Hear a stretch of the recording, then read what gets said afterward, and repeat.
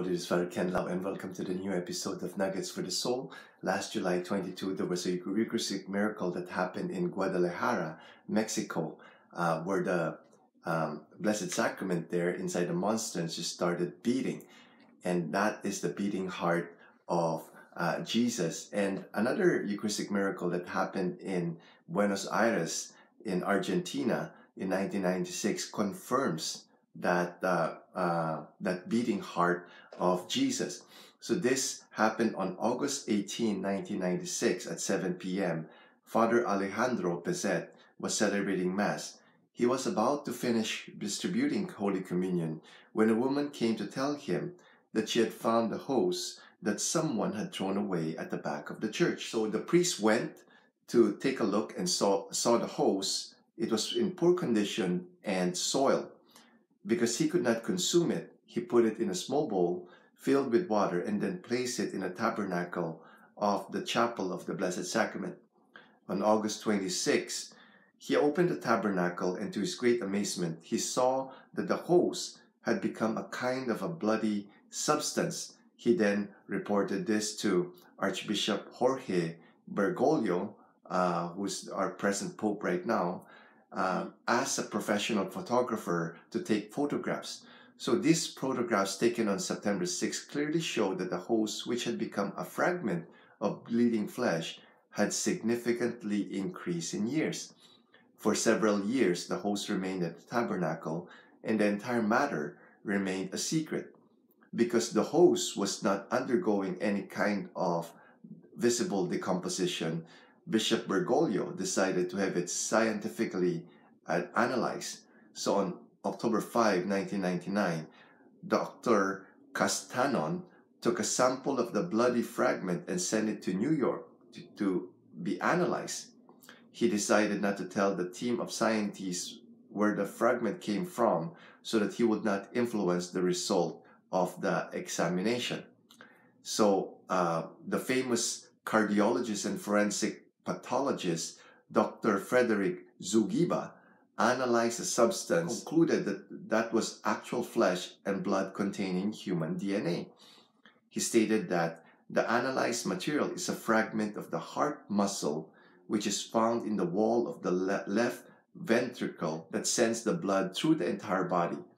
The heart muscle is in a state of inflammation and contains a large number of white blood cells. This indicates that the heart was alive at a time when the sample was taken.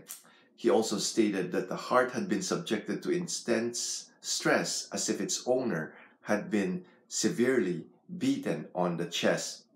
So two Australian journalists, knowing the origin of the sample, they were taken aback by Dr. Zugiba's statement. So one of the journalists asked the scientists how long the white blood cells could have stayed alive if they had come from human tissue kept in water.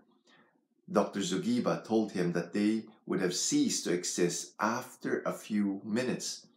The journalist then revealed to the doctor that the substance from which a sample was taken had first been preserved in ordinary water for 1 month, and that after 3 years, it was preserved in a bowl filled with demineralized water. Only then was a sample taken to be analyzed. So Dr. Zugiba asked the following question: please explain the following to me. If this sample comes from a dead person, how is it that while I was examining it, the cells of the sample were moving and pulsating? The journalist then told Dr. Zugiba that the analyzed sample came from a consecrated host. So Dr. Zugiba couldn't believe it. How and why could a consecrated host change its nature and become living human flesh and blood?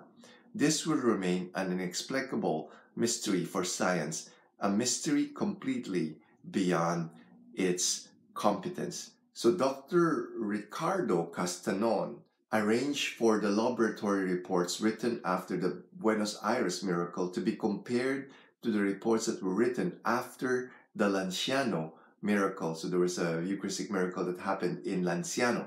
Okay, the two laboratory reports had analyzed test samples coming from the same person. Okay? They further pointed out that the two samples revealed an AB positive blood type. This blood had the characteristic of a man who was born and lived in the Middle East. Of course, that is Jesus, right?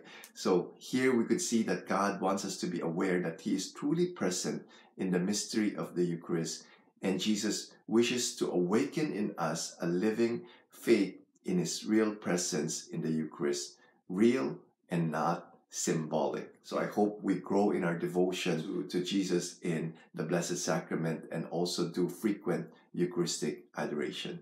God bless. The living saint, Jesus, Mary, Joseph, we trust in you.